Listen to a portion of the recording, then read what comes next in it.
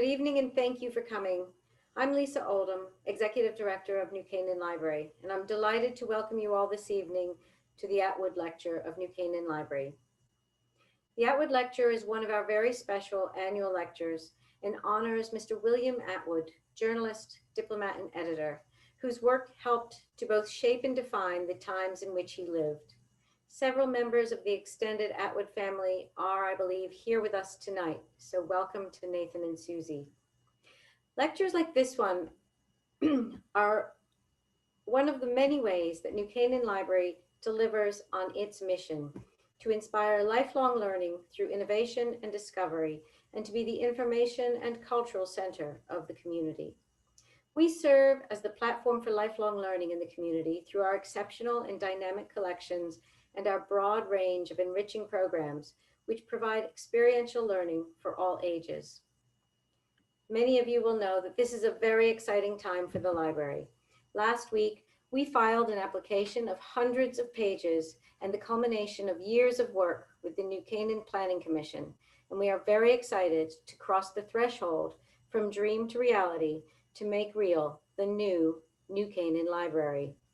Imagine experiencing a lecture like this one in the phenomenal new purpose-built auditorium. If you haven't already learned about the new New Canaan Library, then I commend you to visit the project website at www.newcanaannewlibrary.org. And now I'd like to introduce Deborah Gordon, one of the many dedicated members of our community who serves on the library's Board of Trustees.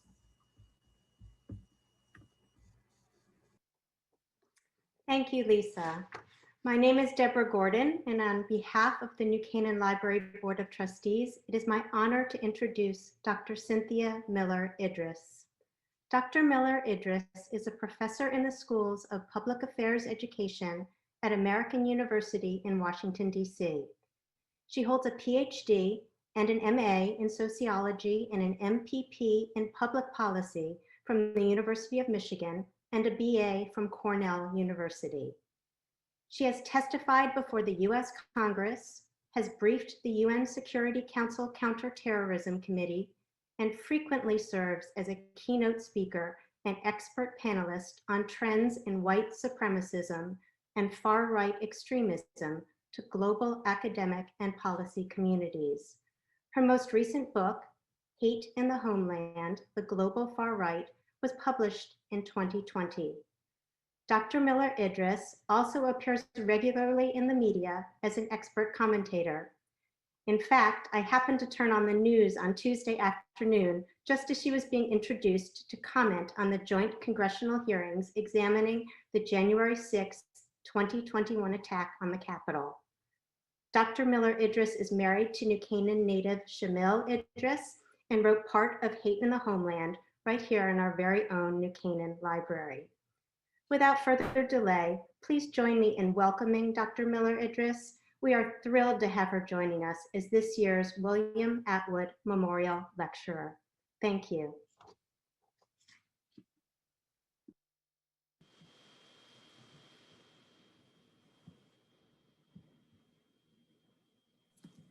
Thank you, Deborah. And before we turn it over to Dr. Miller-Idriss, I'd like to just introduce myself.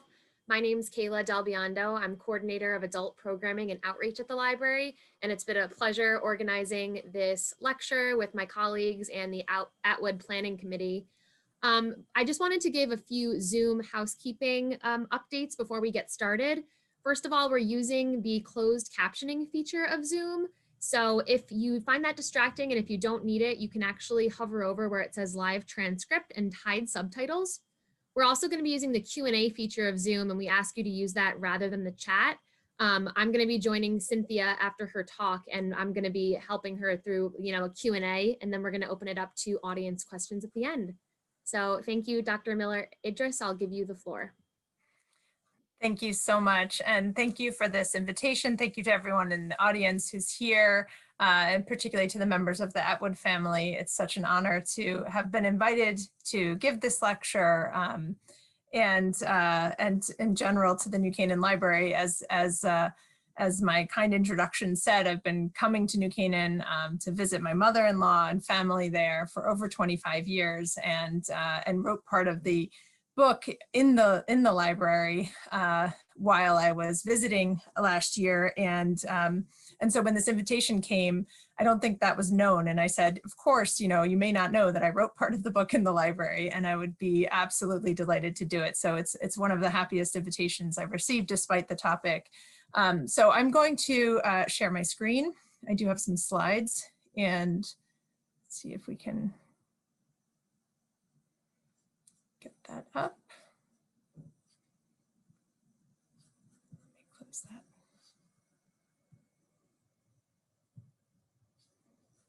Okay, good.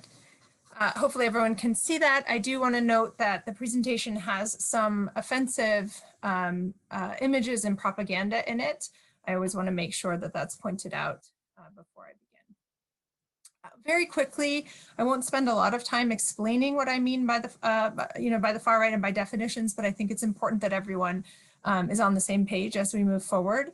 The far right, as I describe in the introduction to the book, is not a unified thing. It's a fragmented spectrum. It's made up of anti-government groups, of white supremacist extremist groups, of conspiracy theorists. Although QAnon is not exclusively far right, for example, it does have far right components to it. What these groups tend to share in common is a sense of threat, usually an existential threat that relies on often some combination of four things. So they hold exclusionary and dehumanizing beliefs that rely on a sense of superiority and inferiority between groups. That's articulated sometimes as white supremacy, but also as male supremacy or as Christian supremacy, or as you may have been hearing recently around the Proud Boys, they call themselves so-called Western chauvinists. So it's a kind of Western supremacy. Some groups also have anti-government and anti-democratic practices and ideals. That's usually expressed through a refusal to protect minority rights or the rule of law or freedom of the press, for example. And then other components include, as I said, these conspiracy theories and a sense of existential threat, and finally the use of violence and violent apocalyptic fantasies, which aim to bring about a restorative, a kind of phoenix-like rise from the ashes into a rebirth and a restored white civilization, typically. Not all groups across the spectrum of the extreme right hold all of those views, and there is no agreement on the actual terminology. Within our own government, there's not agreement. We use different terms across different agencies, and certainly not globally. So in some countries, it's called right-wing extremism or right-wing radicalism even. In other countries, it's referred to as racially and ethnically motivated violent extremism, or REMV. That's the term the Justice Department and the State Department are using here. So and then the Biden administration has adopted domestic violent extremism. So for lots of different reasons, there's no perfect term. I'm happy to talk more about that, but they all basically have some combination of those four elements. I won't get into the drivers right now, but I just want to say there are a lot of drivers, and I'm happy to come back to that in the Q&A. Essentially, there's a combination of some structural and system things that create openings for propaganda, along with a lot of individual vulnerabilities that include things like a sense that something's being taken away from you, a desire for a sense of purpose or heroic engagement in some way. And so a lot of what we saw on January 6th, for example, was people who really genuinely felt they were the courageous revolutionary ones who were saving democracy. That's a kind of very common thread. You see that with white supremacist extremists who believe they're rescuing their people. You see it with people who believe they are defending Second Amendment rights, and you saw it with the Stop the Steal kind of siege at the Capitol. So again, I'm happy to come back to that, but that's just to make sure we're sort of on the same page about the terminology that I'm using. Very quickly, in the global context, what we have is obviously a situation where this is not just a US issue, but we have far-right terrorist incidents increasing globally 250% over the last 5 years. They now represent the vast majority of deaths from terrorism in the West, but the largest number of those incidents and the largest number of deaths do occur in the US. That, and among other issues, also increasing numbers of plots foiled and propaganda being circulated on essentially every measure, there have been increases across the far right. Finally, in October of 2020, the US Department of Homeland Security annual threat assessment called domestic violent extremism in general and white supremacist extremism in particular the most lethal threat in the homeland. And so that was the real first official final acknowledgement, even though there had been a number of hearings leading up to that moment, that this was had superseded international and Islamist terrorism as the primary threat to the nation in terms of extremism. But one of the things I want to note, a common misconception, including in the congressional hearings and most of the media coverage about what happened on January 6th and across the far right in general, is that groups are primarily responsible for this. And so you'll hear a lot of talk about the Proud Boys and the Oath Keepers and other groups who were there. They're not unimportant, and I'm happy to talk about them, but it's important to note both what happened, for example, on January 6th, only about 15% of the arrests are attributed so far to members of particular groups, and only 13% of global far-right terror is tied back to specific groups. What we really see happening is more a kind of individual radicalization that happens kind of through self-radicalizing networks, exposure to propaganda that might come from those groups, but then individual actors acting in some way on their own. So when I talk about radicalization, what I mean is the process of coming to accept an existential threat, an us versus them dire threat that poses existentially a threat to yourself, to your future, to your family, your own survival. That kind of deep radicalization, we have seen rapid transformations in how and where people are exposed to it and how they radicalize. And that's what I'm going to talk about today. So what we've seen are new and mainstream aesthetic codes and signals, differences, and I particularly in this book talk about youth, but I'm happy to also talk about adults in the Q&A. So youth and young adults, real differences in how they engage, a much more bottom-up and organically evolving rather than messages from groups themselves. Changes in how symbols are shared, and I'll talk about that, the use of wit and sarcasm and humor, and where it happens. So and particularly a much broader ecosystem of offline and online platforms and places where people can be exposed to it. So here's where some of the offensive images start to come in. So just to give you a sense of what I cover in the book, and I'm only going to talk for a total of 20-25 minutes, so we have plenty of time for Q&A, so I won't get into much of the detail on any of the individual chapters, but when I talk about the changing kinds of spaces, what you see here on the lower left-hand corner is a screenshot from a German vegan neo-Nazi cooking show where it's called Balaclava Küche. They wear balaclava kitchen. They wear balaclavas. They cook a vegan recipe and share anti-immigrant or far-right ideology.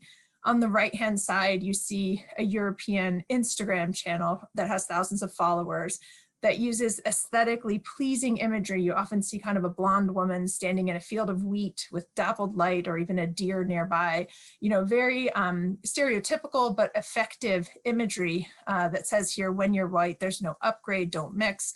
And then there's a man standing there with 3 children saying, defend your land, carrying guns, and 2 of the children, the boys here, have guns. We have seen in the images in the center, rapidly growing propaganda on college campuses, typically in the form of paper flyers. Those paper flyers, there were about 2,700 of them in 2019 across the country, instances of propaganda like that overwhelmingly on college campuses. In 2020, that propaganda moved off of college campuses because of COVID and into public spaces like parks, and almost doubled. So we've seen about 5,000 instances of white supremacist propaganda circulating, and just the reports alone. So obviously there's probably more that don't get reported in 2020. So it increases in the amount of propaganda circulating. And then the other example here is the mixed martial arts, which has been used globally by far-right groups to recruit and inculcate and sort of create the physical capacity for street battles. And so on the right-hand side at the top, you see a fight happening in a gym it's now closed, but owned and operated by a far-right group in Ukraine. Similar ones I talk about in the book in France and in Canada as well. So we have the mixed martial arts, we have college campuses as places, we have cooking and fashion as places. We have channels happening on Instagram and in other kinds of places across the online ecosystem. What's happening across all of that for youth is what I call the weaponization of youth culture, particularly through the kind of use of wit and humor and satire and irony in ways that position far-right youth culture as the counterculture to the mainstream. So you see here a t-shirt from Austria that says, you know, we're not radical, we are just early. And one called Pepe Fiction, which is a play on Pulp Fiction, that's a woman's shirt. I'll talk about Pepe the Frog in a minute. But you know, everyone else just can't get the joke. So it's, you know, everyone else are triggered snowflakes who just don't get the joke. They're the ones they think being edgy and provocative compared to the serious and boring mainstream. And that has proven to be a very effective way of drawing in youth as a counterculture, you know, kind of to their adults. So they've positioned themselves as the ones who are edgy, and everyone else is just the boring mainstream. What we saw happen over the last decade was a shift from that emergence on t-shirt iconography, which I studied in a previous book and can talk about, into the meme world. And that led to a much more bottom up. It wasn't just waiting for t-shirts or symbols to be created by groups or producers, but youth now could really easily create them themselves and be a part of that process. And so we see, you know, by the alt-right co-opting of cartoon characters, like in this case, Pepe the Frog, for really complicated reasons, gets co-opted by the so-called alt-right with a bunch of different iconography matched with it, pairing him with Hitler iconography, Holocaust imagery, the Ku Klux Klan. And then what happens next is that because KEK, those letters are used to represent LOL for laughter, in online gaming rooms for complicated reasons also, someone discovers that Kek is the name for an Egyptian god of the frogs. And suddenly they dub Kekistan, they create Kekistan, the Republic of Kekistan, as a fantastical mythical land for white supremacists, and Lord Kek is its ruler. They create a flag called Kekistan, which all sounds sort of just fantastical, youth silliness, jokes online, until that flag actually starts showing up here at Charlottesville. We see it here and below in the lower left-hand corner in Brazil, in iconography in Australia, and then finally just in the center here at the bottom and on the right at the Capitol on January 6th. So when you see that flag being waved, that is something that started as a joke by teenagers online and then evolved into a symbol that is used in offline spaces, often in conjunction with violence, and it signals the desire for a fantastical white restorative ethno-state, or a space that would be a mythical land where white civilization would be reborn. And you see this kind of meme, the language around a meme war veteran or a meme-based insurgency, which comes up again in a second case just this past year around the concept of the Boogaloo, which you may be familiar with. Again, extremely complicated set of youth cultural dynamics that create the code Boogaloo. It refers to a widely panned sequel of a breakdancing movie in the 1980s. Anyway, the code became code for second of something, and eventually became the second code for a second civil war.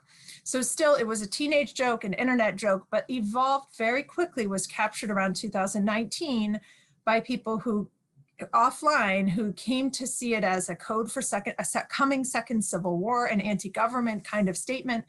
And by the early January 2020, started showing up at protests, like 22,000 armed men in protests, including Boogaloo members, and then in the shelter-in-place order protests as well in the spring of 2020, in tactical gear, calling themselves sort of hashtag Boogaloo, so attaching it as a mobilizing concept that signaled civil war. Again, here they use language like mimetic warfare or meme-based insurgency. And you see here in the middle also that revolutionary iconography, so referring to kind of the hat, the second civil war, the coming civil war. Again, because there's banning practices here, Facebook bans all the Boogaloo groups, other kinds of bans start to happen. The codes change, it becomes Big Luau or Big Igloo, sound alike words, and Big Luau becomes popular, particularly popular because it also features pig roasts, as you see in the upper central image, which allows them to make a coded threat to police with a slur against law enforcement, the word pig, and they start wearing Hawaiian shirts in reference to that big luau. And that's why you see those Hawaiian shirts paired with Boogaloo Boys, that they call themselves Boogaloo Boys, at these protests.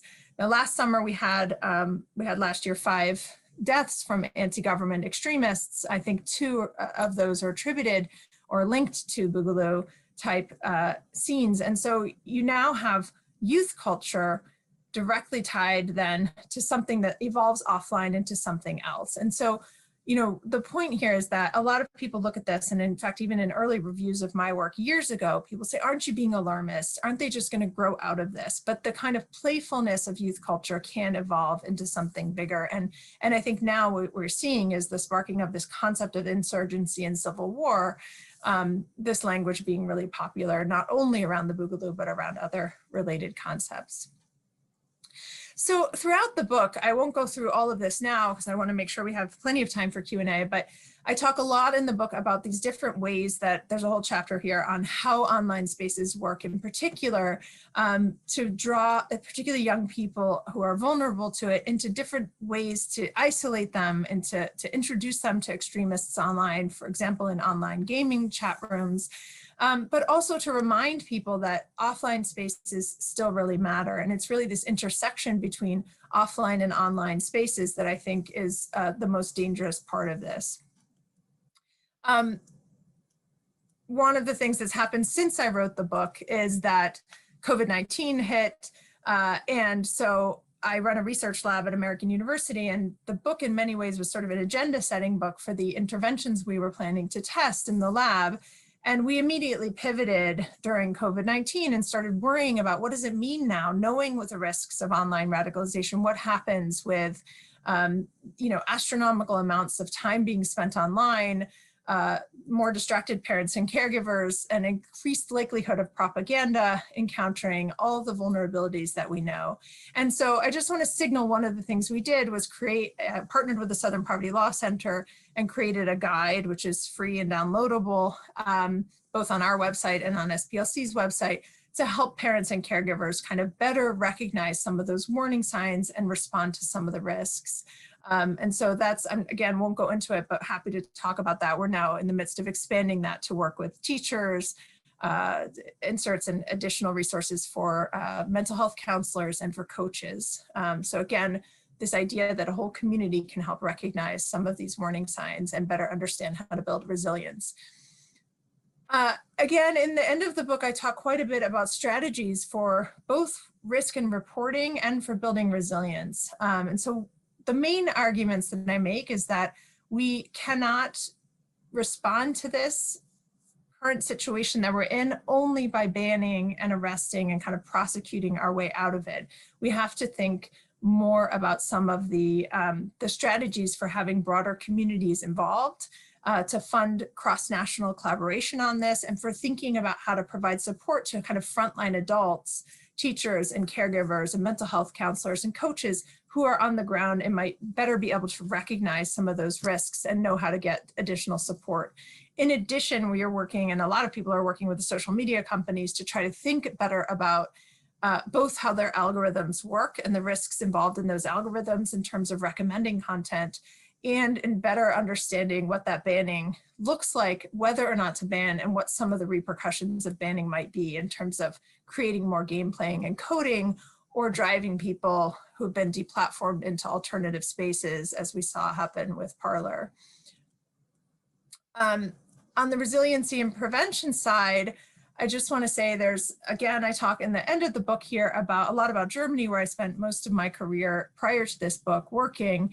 There is a much bigger federal role there in public civic education. So one of the things here, you know, Germany has an agency for civic education at the federal level, which is different from the Department or Ministry of Education. It's just charged with helping the public stay more resilient and protect democracy. And so I think there are models, there's models like that as well in New Zealand and in Norway of other responses to far-right extremism that aren't only about more security and the costs of that security. Right now, we're already spending, just in my city, $2 million a week to protect the Capitol against additional threats. And so, thinking about the real fiscal costs of that, but also thinking about the human costs of of expecting the law enforcement to be, perfect and handle this at every moment, rather than trying to stem some of the de-radicalization side of it. This slide I'm going to skip because it's really long, but there's a lot of media literacy that I do want to talk about, particularly because we're in a library right now, which has to do with helping people understand some of those toxic online spaces. There is a whole set of resources in that Parents and Caregivers Guide that covers this. The main thing here, I think, is to help people, children and adults, better understand kind of how propaganda works, how online manipulation works, how conspiracies might be persuasive, and what are some of those techniques of online manipulation that people might be vulnerable to. One of the things we've seen, I think, much more over the last several months is the way that disinformation can really mobilize people into violent action, even spontaneously. So what we saw on January 6th was some militants showing up equipped with tactical gear, ready to storm the Capitol, but thousands of others spontaneously turning flagpoles and fire extinguishers into weapons in ways that they might not have expected to happen earlier that day. They're both criminally culpable for that, and there has to be accountability, but I think there's a difference in thinking about the risk trajectory moving forward and what we might do to intervene. So I'm going to stop there just because I know there are a lot of questions and I want to make sure that we have time to get to all of them, but I'm happy to take any questions at all. I will stop my share so that we can go into dialogue. And just to note that lots of the essays, public writing that I do is on my own website. All of our resources for parents and teachers, we have other resources, animated videos, and more parents and educators guides are available for free on our website.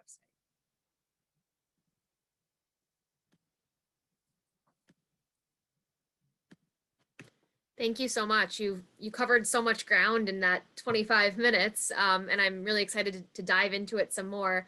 I have some questions that I'd like to ask you for the next 10 to 12 minutes, and then we're going to open it up to the audience. So as Cynthia and I are talking back and forth, I'd encourage anyone who has a question come up, please do so in that Q&A feature of the chat. But first, Cynthia, I'd like to start off by asking you, I think you said this in like one of your first few slides quickly, is this an American issue or a global issue?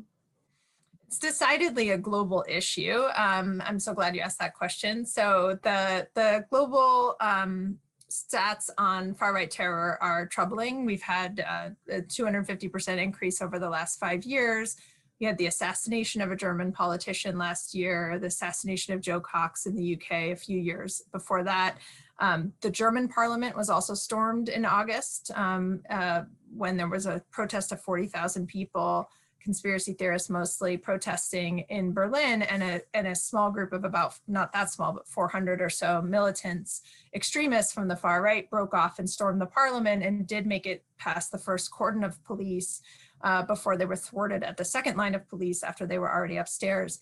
And so one of the things we saw happen on January 6th was a global celebration of what happened as an achievement and as a revolutionary act that could be modeled. And so I think, certainly law enforcement is already talking to one another on the security side, but there hasn't been as much conversation on the intervention side and the prevention side across borders. And so that's one of the things I think that really has to happen. Thank you. I'm sure this might be on some people's minds as you were, you clearly defined what it means to be on the far right, but can you discuss the far left a little bit? Are there similarities? Are there differences? Yeah, there are. So we have 3 major forms of terrorist extremism or extremist violence. They come from international religious-based terrorism, mostly Islamist terrorism, from the far left, which is mostly anarchist, animal liberation, and anti-fascist. So environmental terrorism, those are kinds of the forms that fall on the far left, and then the far right, which I defined. And so historically, in the 70s, the most common form, 1970s up until the early 1980s, was from the far left. And we did have, so anybody who's around at that time will remember those terrorist attacks. There were a large number of them, the statistics are pretty clear that there were kind of Marxist revolutionary and leftist terrorist attempts happening globally and in the US at that time. But that started to change around the early to mid 1980s in the US. This is when we see the rise of the militia and the Patriot movement, Ruby Ridge and Waco, followed by Oklahoma City, and then followed by 9/11. And so at that point, what you have is a rising far right, a declining far left, and then all the attention directed toward Islamist terrorism and the eyes off the ball on the far right. And the far right continued to grow. The far left has grown in the last 5 years as well, globally, and the last couple of years in the US. But on the lethality and the violence, there is some property damage, of course, and it has increased and is certainly being monitored. But it just doesn't compare on the lethality in terms of where the greatest threat is. And the numbers bear that out both in the DHS and in the watchdog groups like the Anti-Defamation League. See. Yeah. You touched on this a little bit too. I'd like to hear a little bit more of your thoughts on what role misinformation and information plays in fueling and dismantling extremism. I think there's nothing more important to understand. It's actually one of the reasons why I think the library is such a great host for this, because I think there is a huge role for public libraries to play and for schools to play, for colleges to play, higher education to play, in really thinking about how do you change people's, both the spread of misinformation, obviously that has to be addressed. We have to stem the flow of it. But addressing the receptivity to it is what I'm actually more interested in. How do we create more resilience to it? And what we now know, if we didn't know before, is that people are tremendously vulnerable to misinformation and disinformation campaigns that tap into, particularly into this emotional dynamic about something being stolen from them and given away to someone who doesn't deserve it. And so that's this critical combination of precariousness and entitlement. And what I mean by precariousness is not, it's not actually people who are disenfranchised. What we see are, so like, it's not a predictor of joining the far right if you're unemployed. That doesn't make you more likely, but you are more likely to join if you grew up with an unemployed parent. So it's the experience of feeling vulnerable, of feeling precarious. And so one of the things that we saw on January 6th, for example, is that 60% of the people arrested so far had a history of a bankruptcy or a tax lien or an eviction, sometimes dating back decades, right? But when they were children even. And so what that says to me is, but they also flew in, one of them on a private plane, and were overwhelmingly employed. The vast, only 9% unemployed so far of those arrested. And so, they were middle class, upper middle class. And we know that though that experience of precariousness creates vulnerability to the misinformation that says something is going to be taken from you or is being taken from you, especially if it's then combined with a sense of entitlement and the idea that it's given to someone who doesn't deserve it. And that's where you get this kind of tyrannical language, the anti-government. And so people are more easily manipulated with that disinformation when they hold those vulnerabilities. And so it's not that everyone is susceptible to disinformation, and not even that it's necessarily along political lines, although I think it's being used that way right now, but it is, because we're seeing with QAnon, for example, a lot of yoga aficionados, and it's called pastel QAnon. There are a lot of women who are very susceptible from it, a lot of combination of anti-vax and QAnon sentiment. So it's coming also from the left, that this susceptibility to conspiracy theories that promote kind of alternative facts or viewpoints. And so I really think it's sort of a problem of a generation is going to be combating the misinformation and disinformation channels and receptivity. That's super interesting how past trauma and vulnerability is a huge part of this conversation when you look at who are actually committing these acts. It is, yeah. I know a few of your slides towards the end, you did propose some resolutions. I wanted to know if you had a little bit more to say about what parents can do, what schools can do, and so on. Yeah, a lot. I think the most important thing, and I'm very sympathetic to parents who are overwhelmed. And so the last thing I want to do right now is sort of add things to parents to feel guilty about or not paying enough attention to. So that's not my intention at all. But to try to understand that it's that it's not necessarily the same kinds of things that you maybe understand from what you grew up with, and that what your kids are experiencing online is far more complex than you could imagine. And you know, the easiest way to explain it is that the statistics show that 23% of online gamers will encounter white supremacist propaganda and content while they're gaming. That's probably an underestimate, again, just the amount that's reported.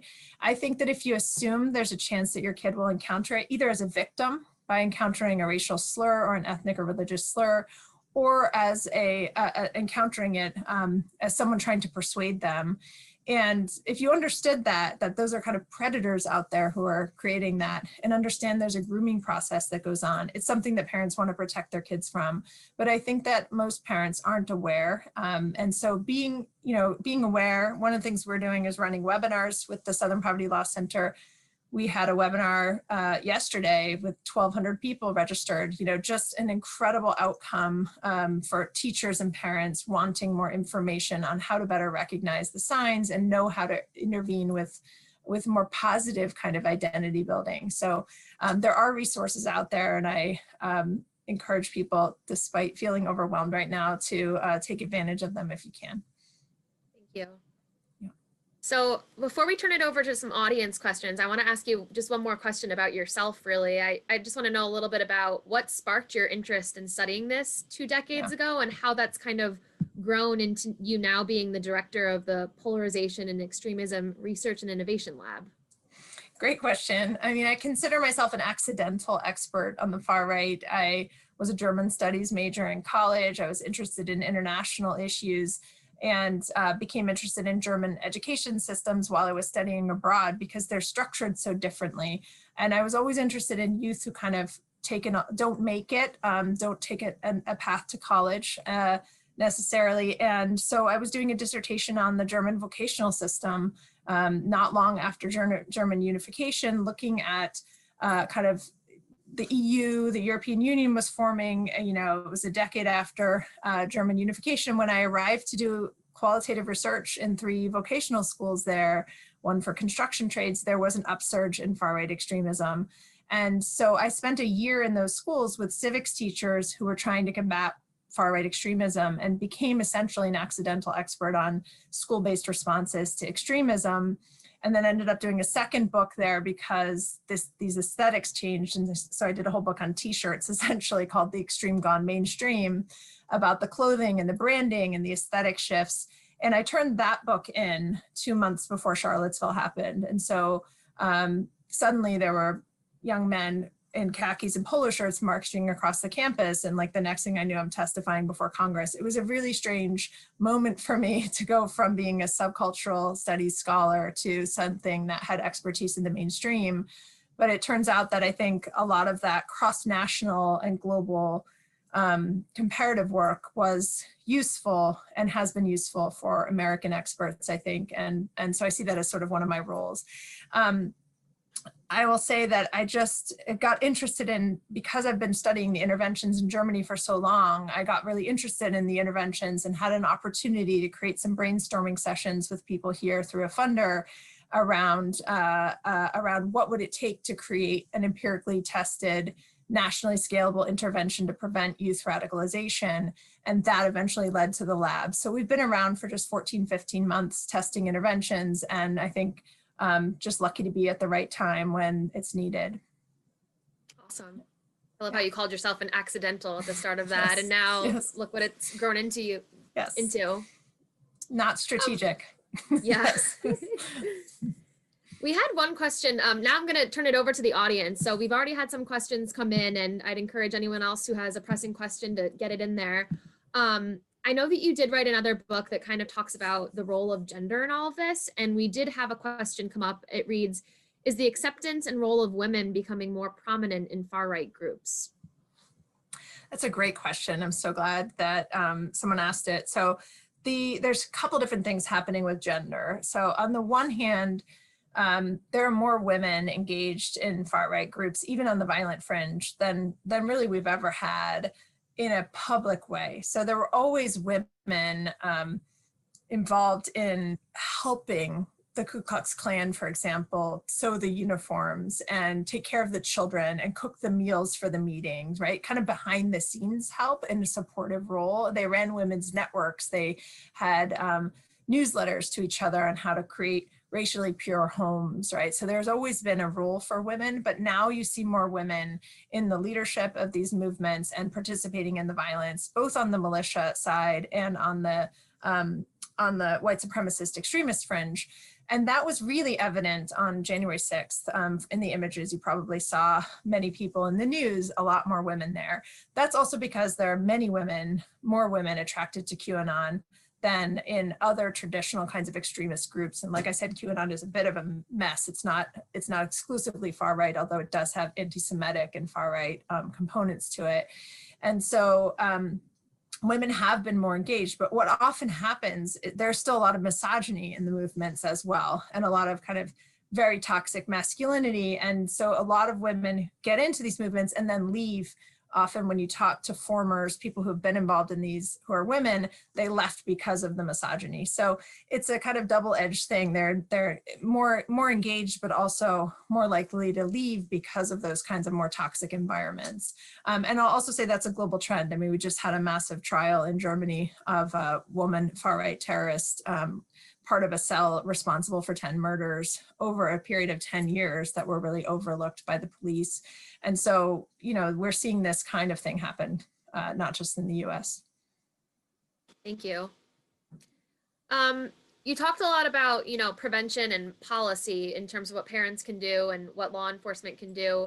This was an interesting question. You talked a lot about youth radicalization. Is this something that people can grow out of as they get older? How does that work? Yeah, so that's a really good question. So, you know, one of the reasons I'm interested in youth is because they are, they're more likely to take risks. They're in the throes of identity formation. And so they're exploring and they're more open to kind of these, you know, these overtures perhaps from others while they're trying to figure out where they belong and where they fit in and what they stand for. But also we know from the research that political attitudes formed during adolescence and young adulthood tend to persist over the life course. They don't often change after your mid-20s or so. And so it's a time when if people are developing, you know, anti-democratic attitudes that are about bringing the system down, it's harder to get those attitudes to shift later.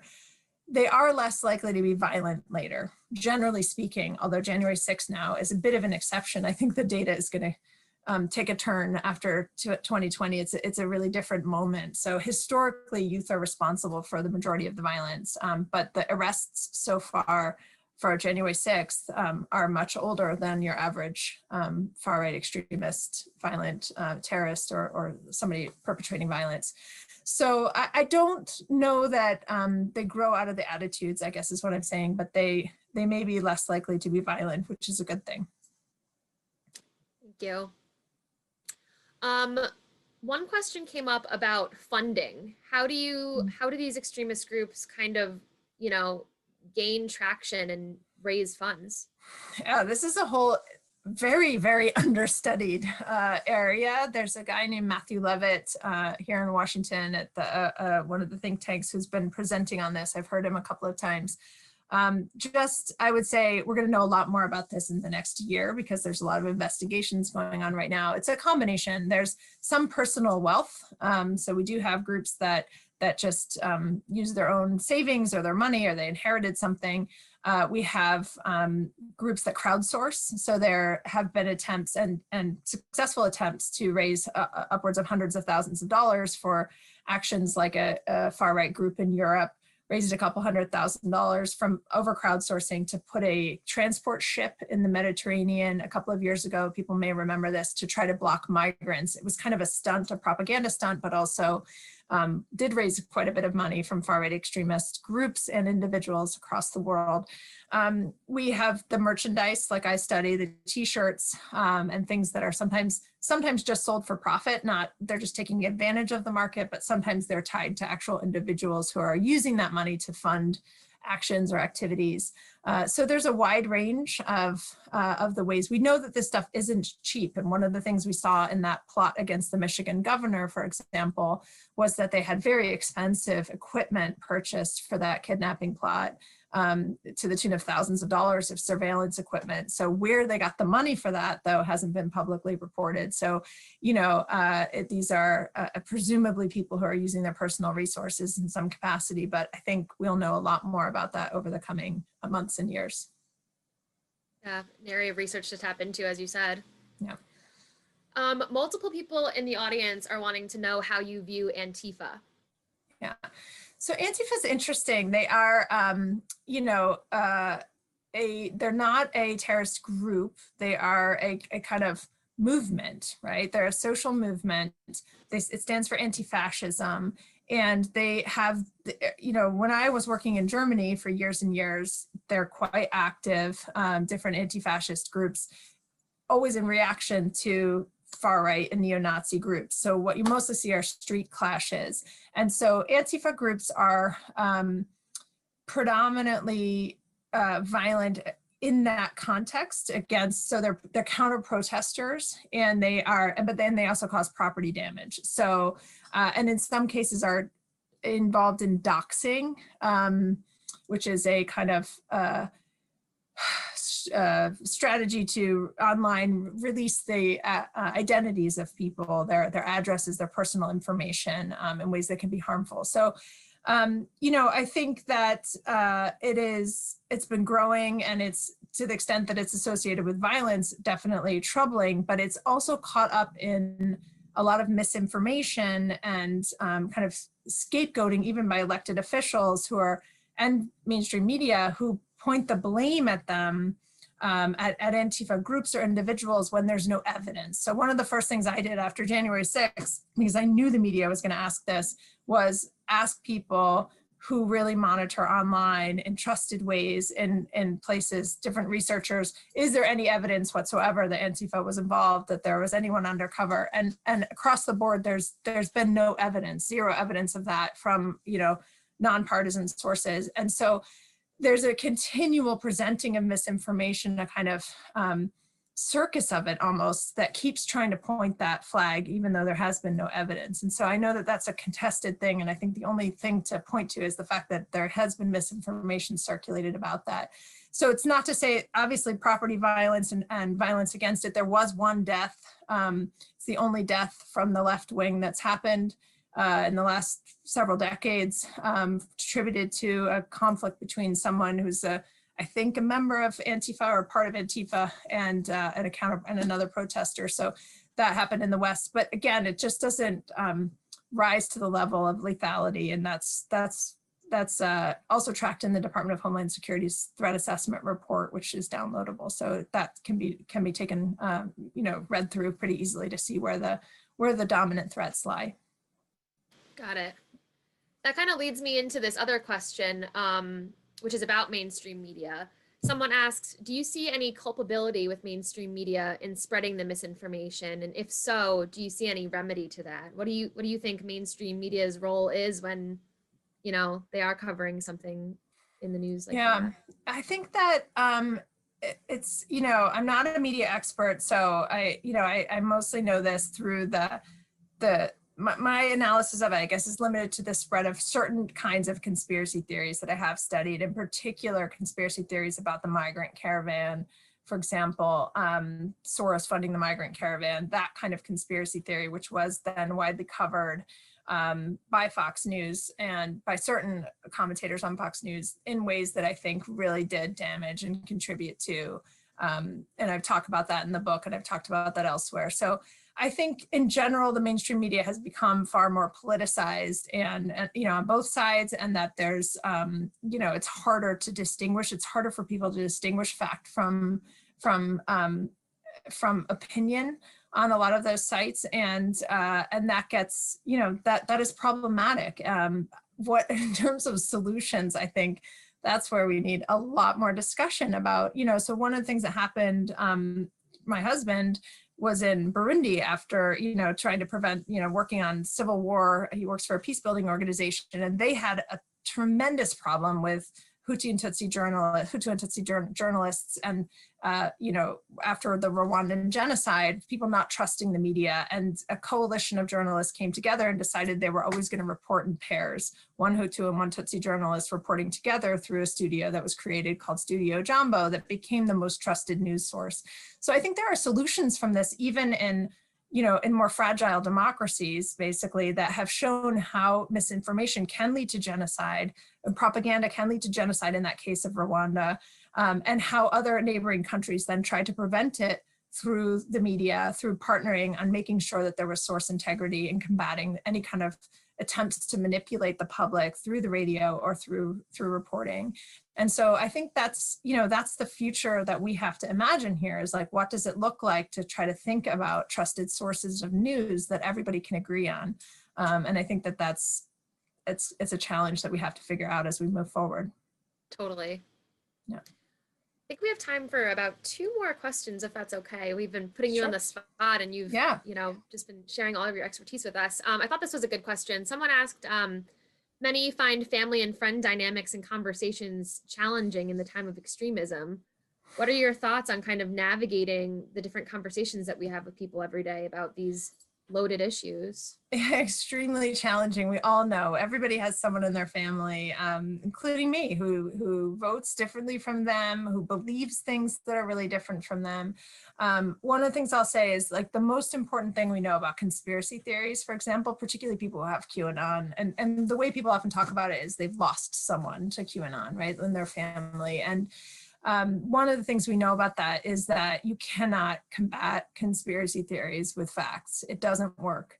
And so you can't make counter arguments with facts. The only thing that works actually is empathy and long-term engagement from someone they trust. So it's a really hard thing to do, but the best advice we have is to be there and to be present with those people and continue to, you don't have to agree with them, but you can present them with alternative ideas constantly. And eventually, when they're ready to leave, they have someone who is outside of the system. And it's the same thing with extremism. So what I found, everybody I know who's come out, and I did interview people who came out of extremist movements in Europe, they all came out not because of a counter-argument campaign, or a counter-radicalization campaign, but because someone that they had an extended relationship with over time represented the opposite of what they believed, and they eventually couldn't handle those contradictions. So a kid whose brother married somebody from Vietnam, a teacher who was, a kid whose teacher was from Bosnia, a kid they sat next to in class all year who was from Turkey, and they had trusted and friendship relationships and were treated with kindness and empathy by that person. And over time, that they couldn't reconcile the beliefs that they held. And so those are the ways, and it takes a long time. Radicalization generally takes a long time. QAnon's a little bit different, but radicalization usually takes years, and de-radicalization usually takes years. So it takes a long time. And it's a hard ask to ask anybody to continue to sit through those dinner conversations. The one exception I will say is that I did start getting questions for the first time in my life, after years of being asked, like, what can we tell parents and teachers about youth who are radicalizing? This summer, I got a call from Teen Vogue, who's been doing great journalism, by the way, but who said, we're getting calls from 15-year-olds asking what to do about their parents who are radicalizing. So, one of the most heartbreaking journalist questions I've ever gotten. And so my response to them was a little bit different. If it's a child who's asking that about their parents, my advice to them is, it's not your responsibility to fix your parents, and you have to help find another trusted adult in your life to work with. And so that's, I think, for anybody who's an adult already or in their 20s or older, I would say that advice about kind of empathy and trying to stick with them and listen to them in capacity. But for kids who are in that situation, they need other supports in their life. And I think that's one thing that adults can do is try to be there for kids in their life who might have a parent who is falling into any of this as well, because we've seen some of that. You've probably seen some of the heartbreaking interviews on CNN with the children of people who've now been arrested for the January 6th attacks as well. Thank you. I like how your advice is a little bit more about being present and being there and not necessarily, being avoidant and dismissive. Well, you can't, judging never works, right? And so, I mean, the worst thing you can do, I think, is create shame. And shame is easily converted into anger and a sense of betrayal, particularly in the online context. And so it's hard, but I think that especially, you know, if you're dealing with a child or a teenager or a young person, to shame them for their attitudes, to say, that's not what we taught you. It's a very tempting thing to do as a parent, but it's the best thing you can do is kind of approach it with a sense of curiosity and openness and try to hear, where did you hear that? What do you tell me about those arguments? And then, you know, what we know is that eventually most people will leave these movements, but when they're ready to. And so when they're ready to leave, they need people to support them. They often need mental health counseling. Now, we're working with mental health counselors themselves on getting resources. A lot of mental health counselors and therapists don't have the training to know what to do with this, which is one of the kinds of tragedies as well. And so we're hoping to better prepare teachers and the mental health community as well to support people. All right, this is the last question to tie it all up and bring it back to your book. Yeah. For people in the audience who've yet to read the book, is there anything in particular you want them to think about or ask themselves as they're going through? Great question. I think that, you know, what I want people to understand is that this is not just something that is happening in the fringe, that extremist ideas are no longer just a destination that happens, you know, in the Aryan Brotherhood prison gang or in a backwoods militia, but that it's happening right in the mainstream, you know. And so wherever you are, wherever your child is in these spaces, their chances of encountering it are reasonably good, right? Just running into a meme, right? I mean, one of the most awful stories, I was talking to a journalist and the journalist said, I was saying the same thing to a journalist, and the journalist confessed that his own teenage son, he had overheard him and his friend as they were putting a pizza into the oven, and I will not repeat what they said, but it's a meme about the Holocaust. And he heard him say it, and he didn't know what to do. And he eventually, you know, thought about it and went in and asked them, like, why did you say that? And where did you hear it? And they said, oh, Dad, it's a joke. I mean, everybody says it. It's a meme. And I think it's that kind of, they didn't understand why that was so dehumanizing or offensive to compare the Holocaust to a pizza, you know, or, and that kind of, you know, it does seem like just a joke that gives them plausible deniability. But it also kind of, those spaces where they're sharing those memes on image board sites have a lot of also misogynistic and highly sexualized or dehumanizing images that promote race science or that promote, you know, awful things about women. And so they're encountering this kind of stuff and don't know what to do about it necessarily when you're 14, 15 years old encountering that online. And so I think as a parent trying to understand that the likelihood of them countering that kind of propaganda is higher because of the way that it's circulating than we might expect it to be. And just having open conversations about what that means and why that's not okay can be a way of preventing some of that kind of rabbit hole of falling ever deeper into conversations with people who are sharing worse things and ideologies. Well, thank you so much. We're ending right on time, just a minute over. I want to thank you so much for being with us tonight, Dr. Miller-Idriss. You talk about, you know, this subject with such urgency, but also a sense of calm and confidence. And I really appreciate you being here. Thank you. Thank you for having me, especially in the New Canaan Public Library. And thank you to the Attwood family for your support of this and for being here. And thank everyone for hung around long enough to listen to this when everyone is so zoomed out. I really appreciate it. Thank you to our audience. Thank you for being so engaged and putting all those questions in the Q&A. And I hope everyone has a wonderful night.